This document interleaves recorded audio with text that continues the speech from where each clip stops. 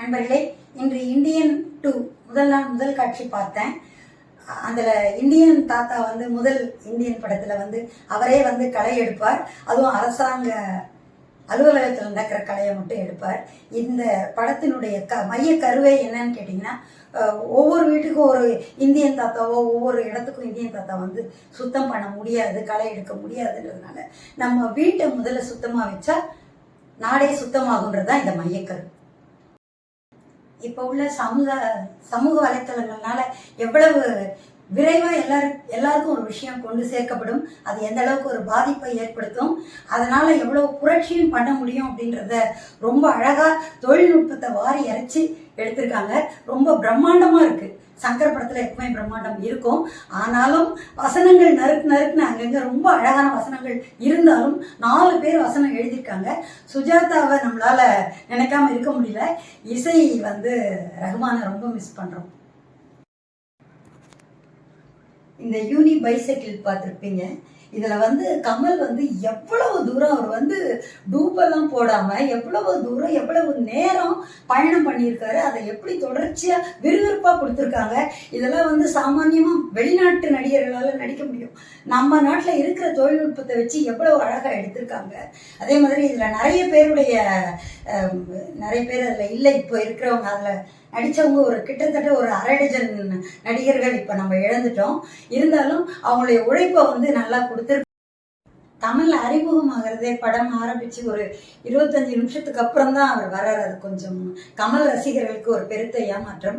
கொஞ்சம் அதிகப்படியான காட்சிகள், தேவையற்ற காட்சிகள் நிறைய, அதை எடுத்துட்டு தேவையான காட்சிகளை போட்டிருக்கலாமோன்னு தோணுது. நிறைய சமூக வலைத்தளங்களை பற்றி நிறைய இப்போ எல்லாருக்குமே தெரியும். அதனால் அதுக்கு இவ்வளவு நேரம் கொடுத்துருக்க வேண்டாம். அதுக்கு பதில் நல்ல காட்சிகளை இன்னும் கொஞ்சம் இணைச்சிருந்தா நல்லா இருக்கும். ஆனால் நல்ல நோக்கத்துக்கான இந்தியன் 1ல் அந்த மேக்கப்பே ஒரு பகுதி, ஒரு நடிகருக்குரிய ஒரு விஷயத்தை பண்ணியிருக்கோம். அந்த மேக்கப்பே நமக்கு அந்த படத்தினுடைய ஆழத்தையும் அழுத்தத்தையும் நமக்கு கொண்டு சேர்த்துது. இதில் அதை குறைக்கிறதே அந்த மேக்கப்பாக தான் இருக்குது. 28 வருஷம் கழிச்சு அதே படத்தை எடுக்கிறதுனால அந்த 28 வருஷம் வயசு கூடின மாதிரி காட்டணுன்ற எந்த அவசியமும் இல்லை. மற்ற விஷயங்கள் அந்த ஆழம் அழுத்தத்தில் காட்டாத அக்கறையை 28 வருஷத்துக்கு அப்புறம் மேக்கப்பில் காட்டும்போது அந்த மேக்கப் தான் இதனுடைய தரத்தை குறைக்குதோன்னு தோணுது. அதே மேக்கப்பே இப்பவும் போட்டுருக்கலாம். ஏன்னா நம்ம சொல்ல வந்த விஷயம்தான் முக்கியம். ஏன்னா அதுல மேக்கப்பே நடிச்சிருந்ததுன்னே சொல்லலாம். அதுவே நமக்கு நிறைய விஷயங்களை சொல்லுச்சு. இதுல அது மிஸ் ஆகுது. ஆங்காங்கே வர்மங்களை பற்றிய குறிப்புகள் ரொம்ப அழகா அங்கங்க சப்டைட்டிலோட கொடுக்குறாங்க. ரொம்ப நல்லா இருக்கு.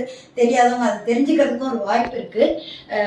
மக்கள் நாமே திருந்தி ஒரு வீட்டில இருந்தும் நம்ம வீட்டில் யாராவது நேர்மையா இல்லைன்னா அதை உடனே நம்மளே தீர்த்து அவங்கள நேர்வழிப்படுத்தணும், அல்லது அவங்களுக்கு தண்டனை வாங்கி கொடுக்கணும். அதுதான் இதனுடைய மையக்கரு.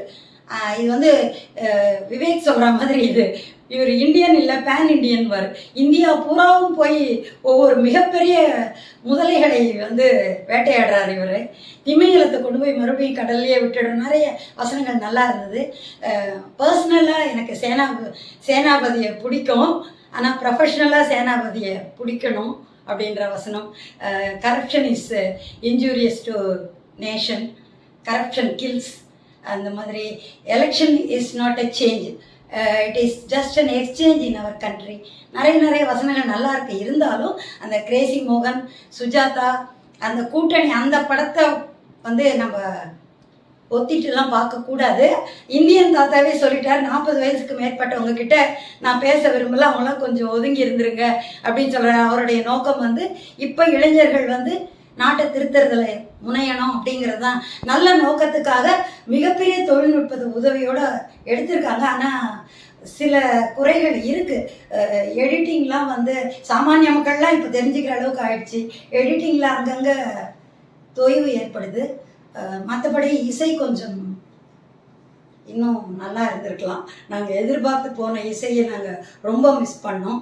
மற்றபடி அது கமல் படமாகவும் இல்லாமல் சங்கர் படமாகவும் இல்லாமல் ஒரு புதிய கோணத்தில் ஒரு அற்புதமான தொழில்நுட்ப சமுதாய விழிப்புணர்வு படம். அனைவரும் பார்க்கலாம். நன்றி.